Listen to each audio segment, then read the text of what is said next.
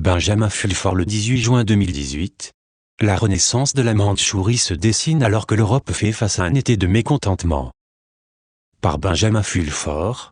Une fois de plus, le monde est confronté à un long et chaud été de mécontentement, l'action principale se situant cette année vraisemblablement en Europe et en Asie de l'Est. L'UE est en passe de connaître un changement de régime en raison de la colère de la population, car le temps chaud apporte une nouvelle vague massive d'immigrants musulmans, principalement masculins. En Extrême-Orient, la rencontre au sommet entre le président américain, Donald Trump, et l'homme fort nord-coréen, Kim Jong-un, a conduit à un complot sérieux pour relancer un empire mandchourien chevauchant un espace allant de la Mongolie, à la Chine du Nord, la Corée et jusqu'au Japon, selon de multiples sources indépendantes, dont la CIA et les services de renseignement militaires japonais. Commençons par la situation en Europe, où les gouvernements de l'Autriche, l'Italie, la Suède et d'ailleurs, s'éveillent au fait que la soi-disant crise des réfugiés est en fait une invasion musulmane. Ceci n'est pas une exagération, puisque plus de 60% des quelques 5 millions de réfugiés qui sont arrivés en Europe depuis 2013 sont des hommes.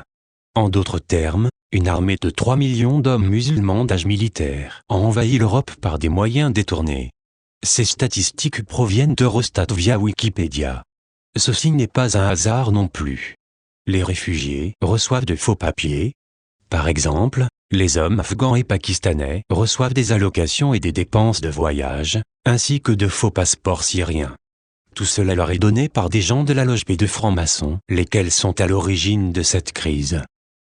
Comme nous l'avons déjà mentionné, on nous a dit, lorsque nous avons visité la P2 en Italie, il y a de cela quelques années, que leur plan était de forcer l'islam et le christianisme à se battre l'un contre l'autre, afin de fusionner les deux en une seule religion mondiale sous leur contrôle.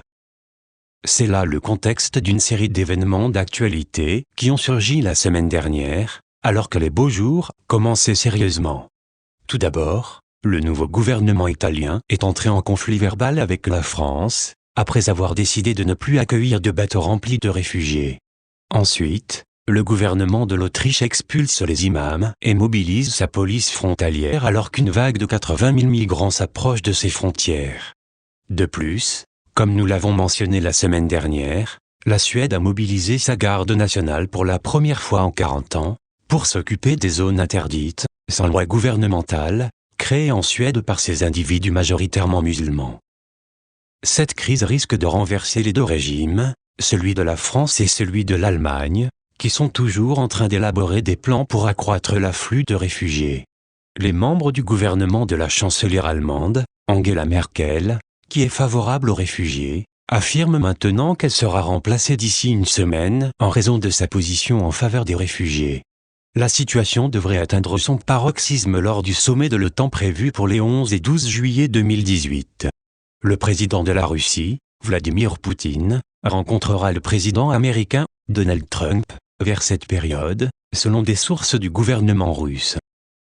Ceci est certainement lié à la réunion du 10 juin en Finlande entre le général américain, Joseph Dunford, et le chef d'état-major de l'armée russe, le général Valery Gerasimov, où ils ont discuté des questions de sécurité européenne, de la Syrie, Israël, entre autres sujets. Quelqu'un dans la confidence et qui est directement impliqué dans les négociations entre Kim Jong-un, le président chinois Xi Jinping, Vladimir Poutine et Donald Trump a dit « Observez attentivement Vladimir Poutine pendant la Coupe du Monde, en particulier son déplacement d'échecs tout de suite après, les Jeux se terminent le 15 juillet. » Un événement est prévu et cela changerait la géographie autour de la Crimée. Comme convenu, Xi Jinping, Kim Jong-un et Donald Trump ne permettront pas à leur gouvernement de s'en mêler. Si Poutine et les gens derrière sont sérieux, c'est une bonne supposition qu'ils annexeront formellement les parties russophones de l'Ukraine orientale. Ce mouvement peut également s'accompagner d'un changement de régime pour le reste de l'Ukraine, puisque le régime illégal criminel khazari en Asie est éliminé, selon des sources russes du FSB. Les Russes peuvent aussi forcer l'autre régime pourri, celui d'Israël soit chasser leur dictateur satanique, Benjamin Netanyahou, soit faire face à une invasion à grande échelle, russe, iranienne et turque. C'est dans ce contexte que nous vous rappelons que l'OTAN a déjà dit qu'elle ne défendra pas Israël. Les Juifs et les autres personnes vivant en Israël seront libérés et protégés à la suite d'un tel mouvement. Tournons-nous maintenant vers la situation en Asie de l'Est. Ici, nous assistons à une planification active pour relancer la Mandchourie, ou un État mongol allant de la Mongolie à la Corée au Japon, en passant par le nord-est de la Chine, selon les héritiers de la dynastie Qing, Manchu, les membres du cabinet du Premier ministre Shinzo Abe, des sources de la CIA et autres. Ce n'est pas aussi tiré par les cheveux qu'il n'y paraît à première vue. C'est ainsi qu'une source asiatique de la CIA a présenté la version modérée de ce plan, c'est une question d'énergie. Un gazoduc sera construit à travers les Corées en provenance de Russie et passant par Vladivostok. La Corée du Nord deviendra la Suisse de l'Orient. Des discussions sont en cours pour voir si le Japon sera également bénéficiaire du gaz naturel. Le résultat, dit-il, en est que Pyongyang deviendra le nouveau Singapour. Un membre du cabinet Abe a confirmé que des négociations étaient en cours entre le Japon et la Corée du Nord, et que la relance de la Mandchourie faisait partie de ces discussions. Rappelez-vous maintenant, lorsque Xi Jinping a rencontré Trump à Mar-a-Lago le 6 avril 2017, il a clairement indiqué à Trump que la Chine avait un pouvoir limité sur la Corée du Nord. Ce qu'il voulait vraiment dire, c'est que le district militaire du nord de la Chine, dominé par l'ethnie mongole, était de facto largement autonome.